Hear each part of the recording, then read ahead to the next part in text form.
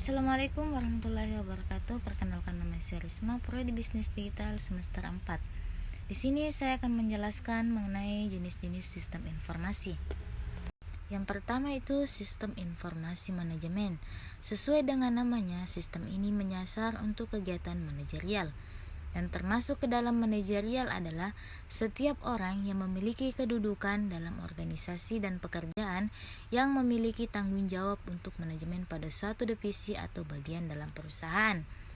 Fungsi sistem informasi manajemen ini seperti monitoring kinerja karyawan, memberikan penilaian karyawan, memberikan laporan dari karyawan, melaksanakan fungsi pengawasan terhadap karyawan, memberikan masukan kepada direksi, dan masih banyak lagi. Yang kedua, sistem informasi akuntansi merupakan implementasi sistem informasi yang berhubungan dengan sistem akuntansi dari suatu organisasi atau perusahaan. Akuntansi memiliki fungsi untuk melihat kondisi keuangan suatu organisasi, apakah sedang surplus atau minus. Dengan adanya sistem informasi akuntansi ini akan membantu tugas seorang akuntan untuk melakukan audit kondisi keuangan perusahaan, menampilkan data-data pemasukan dan pengeluaran, melihat keuntungan dan kerugian bisnis, merapikan pencatatan pelaporan keuangan, dan masih banyak lagi. Berikutnya, sistem informasi keuangan. Sistem informasi keuangan merupakan sistem yang berada di bawah manajemen dengan fungsi untuk mengatur keuangan perusahaan.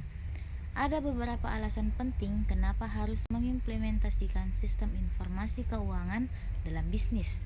Yang pertama itu mencatat semua transaksi keuangan dalam waktu tertentu.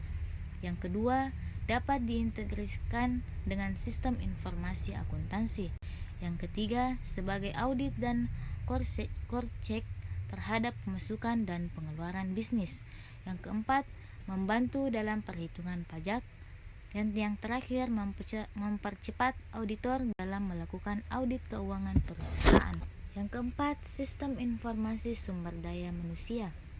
Sistem informasi ini sering digunakan pada bagian HRD dan personalia dalam perusahaan untuk menyimpan data dari karyawan, gaji pokok, tunjangan, bonus, masa kerja, jabatan, dan lain sebagainya. Dengan adanya sistem informasi ini, kinerja dari bagian SDM bisa lebih mudah. Yang kelima, sistem informasi manufaktur. Untuk bisnis Anda yang bergerak dalam bidang manufaktur atau produksi memiliki sistem informasi manajemen. Ini adalah hal yang wajib. Ada beberapa manfaat yang diperoleh dari sistem informasi manufaktur.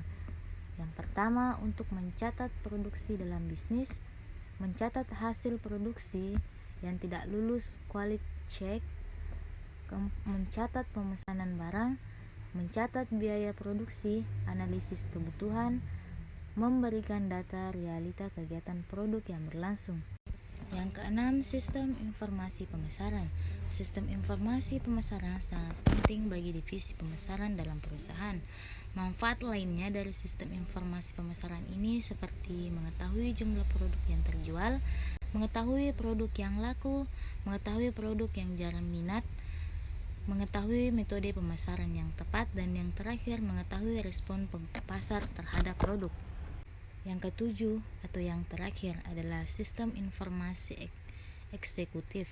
Sistem informasi eksekutif dikembangkan dan juga digunakan untuk mereka yang berada di level eksekutif dari suatu perusahaan. Sistem informasi ini akan memberikan kemudahan dalam arus informasi dan divisi dibawa kepada mereka. Itulah tadi pemaparan mengenai jenis-jenis sistem informasi. Lebih dan kurangnya mohon dimaafkan. Assalamualaikum warahmatullahi wabarakatuh.